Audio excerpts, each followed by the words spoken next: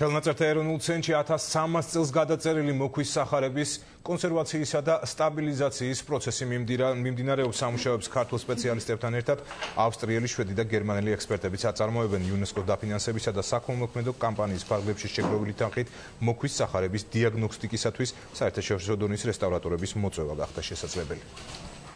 ასეთ გამორჩეულ სახარებათა შორის არის მოქვის სახარება და მის მნიშვნელობას კიდევ ისიც მატებს, რომ ის შექმნილია, გადაწერილია და მოხატულია აფხაზეთში, მოქვის ეპარქიაში და დღეს სამწუხაროდ არის ძალიან მძიმე მდგომარეობაში. შეიძლება ითქვას, რომ ქართულ ხელნაწერებს შორის, რომელთაც სჭირდებათ გადაუდებელი დახმარება, ერთ-ერთი პირველი სწორედ მოქვის სახარებაა.